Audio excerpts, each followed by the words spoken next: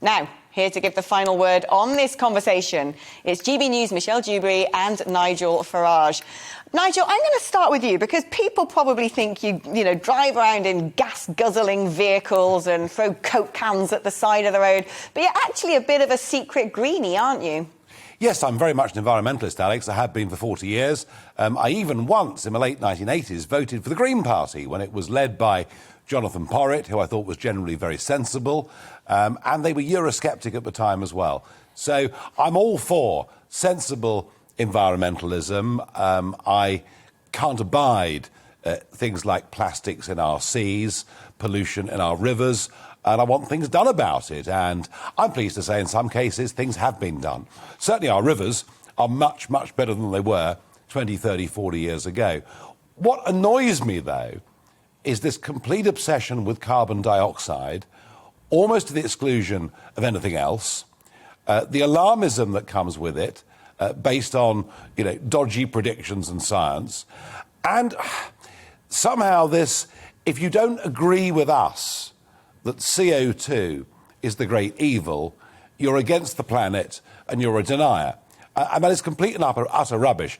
Does man have an impact on the world? Well, with a global population now of 7.5 billion, compared to the 2.5 billion when I was born, of course man has an impact. But it's not just man and what man does that changes climate or the world. It's volcanic activity, it's sunspots, it's so many other things. So look, I want us to have proper, sensible environmental policies, but I think this focus on CO2 and this commitment to effectively tax poor people, to give money to rich people and big corporations, whilst China's going to ignore it all, is going to leave us in a very uncompetitive position, and it's very unfair on ordinary people. Now, Michelle, I think you share the same sort of groan attitude every time this debate comes up as I do. But, I am quite turned and convinced that we do need to do something. We probably need to do quite a lot, according to the scientists. Where do you stand on this? How much would you be prepared to do personally? If people said, look, the Jubilee contribution could be this, this is what you have to do. Get rid of, a petrol/diesel car, get rid of a gas boiler, have a heat pump put in, and whatever you do not wash your dishes before putting them in the dishwasher. Would you say, yep, happily sign off on all of those things because the planet's future is important? Or do you find this all, sort of low down your agenda? So I have made micro changes to my life. So I try and recycle wherever I can. I try and minimise my use of single-use plastic wherever I can. So I do try and have kind of an eye on what's going on and my contribution to things. So I think that I tick a box there.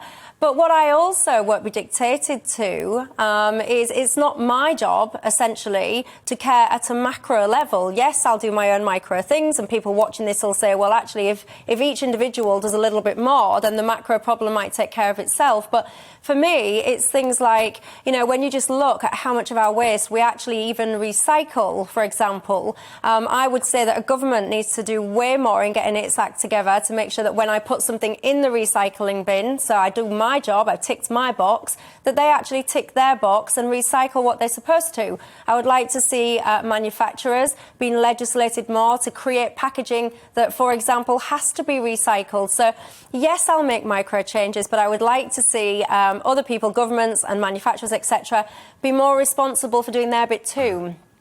Nigel, we're obviously hosting COP28, big world-leading climate summit in Glasgow, and it very much puts the UK in a bit of a driving seat to be a leader in this field. And some of my guests have said there's huge business opportunities here. There's huge green economy out there waiting to be tapped into, and actually it just takes conviction from the top to become a world leader, and the pain for people won't be as bad as you think. Well, the green economy is fine. I mean, you can create jobs in wind farms and create jobs making new heat pumps and all the rest of it. I mean, don't forget, already we've closed down both the aluminium smelters in this country.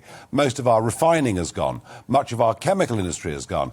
Actually, thus far, let me tell you, for every one job created in the green economy, we've lost 4 jobs in traditional heavy manufacturing, steel production, and many other industries like that. And what happens now is those things get built and made in India and China and then shipped back to us. So we feel good because our CO2 output's down. Net across the world, CO2 output is up. So I'm not convinced by that. What I would like to see, Alex, are some more positives. All I hear is the temperature's going to rise by 1.5 degrees. You know, Norfolk's going to disappear under the North Sea. We're all doomed. It's all a disaster unless we give up meat and stop going on holiday and live in caves. And what I never hear, if CO2 is our big worry, why don't we focus more on the absorption of CO2? There were 6 trillion trees in the world 100 years ago. There are 3 trillion trees in the world now.